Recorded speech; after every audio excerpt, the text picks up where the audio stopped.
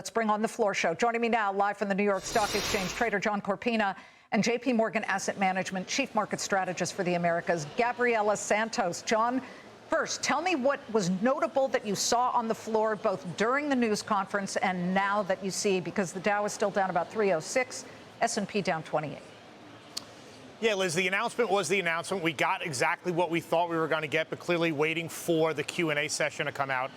Powell did not do us any favors here, right? The economy is okay and labor's okay, but, right? And it's that but there that's leading to kind of an open end of what's going to happen in September. I think we were looking and hoping for a little bit more transparency as to where the Fed is going to pivot to and when they're going to pivot. But the information that we got today and the tone that we got today wasn't as supportive of that as we were expecting. Markets reacting negatively to that. Let's all kind of keep things back into perspective here. We've had a pretty good run up in the market over the last 4 months here. So having this wash out a little bit is going to be okay and healthy for our markets. And then, as you were saying on the lead-in, we're getting 2 bellwether earning report after the bell today, 2 more tomorrow, Amazon and Apple. I think those are going to kind of help right the ship a little bit, get us back on track to where we think we're going to continue to be. But we do have a lot of headwinds that are in front of us that we need to get to as we get towards this next September meeting. Yeah, it sounds like a test of wills. President Trump saying, well, he calls Jay Powell too late. He doesn't even call him by his name anymore. But Gabriela, he says already today, too late. Powell needs to cut rates. It's almost as if Jay Powell, although Jay Powell is very insistent, he is doing exactly what he thinks is right for the country, that he says, hold off. We are starting to see tiny bits of inflation, depending on the company. What do you see? And do you feel like rates still should be slightly lower? So eventually, we do think rates should move about 100 basis points lower. That's so not that it's significant, but not as much as, say, we used to have pre-pandemic, post-financial crisis. So it's a little bit lower to get closer to kind of a cruise control for rates. In terms of the timing, we don't think we will get that for another couple of meetings, perhaps. And we very much agree with Chair Powell rather than Governor Waller that there is no emergency weakness in the labor market that needs a more rapid, urgent rate cut. So I think for an equity investor, that's a good thing. In terms of inflation, we really also agree that it's a bit too early to actually see the full impact on inflation of tariffs because you have a bit of a lag problem when they're announced, collected, and then passed on to consumers. I also think if you're an equity investor, you do want a little bit more inflation because that's a sign that companies are actually able to pass on those higher tariffs to the end consumer and can preserve their margins. So nothing I heard today changes our positive outlook for U.S. equities and specifically U.S. large cap equities. John, something you said I want to go back to. You said Jay Powell didn't do us any favors. Can you expound upon that? Because he would argue that he does not want to see inflation rear its head again. In fact, can we get that soundbite up where he specifically talked about the delicate dance to ensure no long-term inflation is going to hit the markets? Do we have it? Okay, let's listen to that one, and then I'd like your perspective on this. In the end, there will not be. This will not turn out to be inflation because we'll make sure that it's not. We will, through our tools, make sure that this does not move from being a one-time price increase to serious inflation. We want to do that efficiently, though, and that means we want to do it.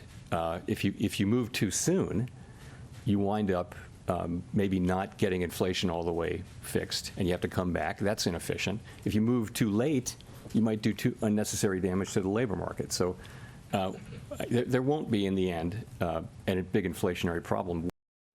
But for the moment, John, I mean, Hershey today saying it would take a $180 million hit for the full year because of the situation with tariffs. Procter & Gamble, customers delaying purchases.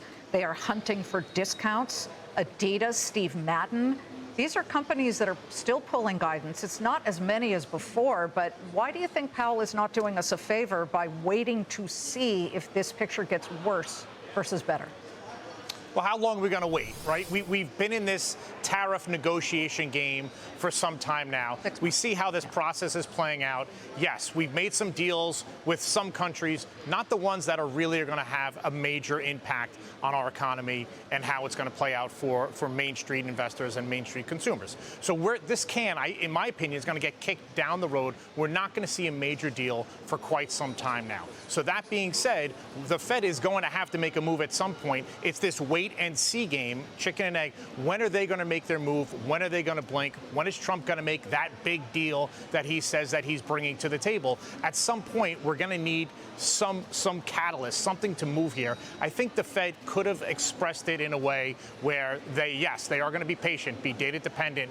There is some trepidation that might be ahead, but the Fed will act accordingly when they see that, and there are some signs here that they can, in fact, start making moves sooner than later. Okay, we're still watching the Dow here, down about 307 points. I do want to just see what are the biggest laggards here, because that's kind of interesting. If you talk about materials and industrials, we do have Minnesota Mining and Manufacturing, Procter & Gamble, Nike, and Chevron.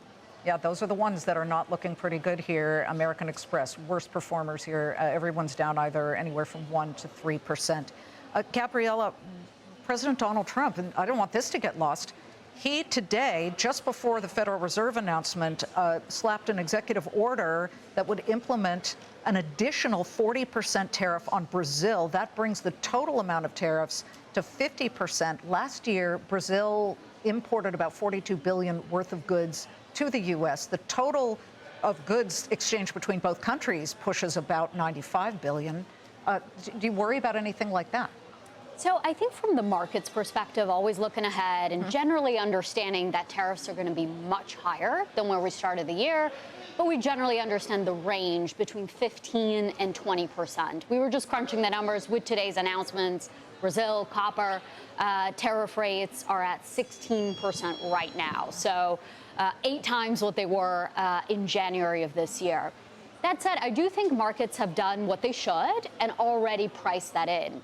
So if you look beneath the surface at earnings expectations, specifically in the second quarter, for anything that's not called magnificent, the Mag 7, it's been cut in half already. So it's not that markets are ignoring tariffs, is that they're seeing it more as a chronic issue, idiosyncratic within the market, and elsewhere onto the big market mover, which is AI, of course. Well, you're here because we need to know what you see as good defenders and good names that should be in people's portfolios. You like international. What else? What are some alternatives here? We still like a lot of U.S. equities. It's just not your more cyclical or trade-exposed U.S. equities. So a good way to play some defense is to really focus on quality companies, ones that have super stable earnings, revenues, companies that are in line with trends like AI, deregulation within the financial sector. Outside of U.S. equities, global equities on a tear, whether it's Europe, emerging markets, we think that can continue a bit more just because they're cheap and everyone's very pessimistic. Outside of that, some good defense outside of bonds, which are still pretty volatile. They can include things like certain precious metals, downside protection just with hedges and through using options, or it can be private markets, things like real estate and infrastructure. So really, it's kind of like when investing, it's a game where you can't just have one offensive player or maybe one offensive, one defense player. Yeah. You need a whole roster of defenders there. Great to have you both. And John, I'm sure, with about 22 minutes to go before the closing bell, things might heat up a little bit more from the floor. Yeah, I got to run. No, go. Thank you very much. And our thanks to Gabriela Santos. Have a good day, Liz.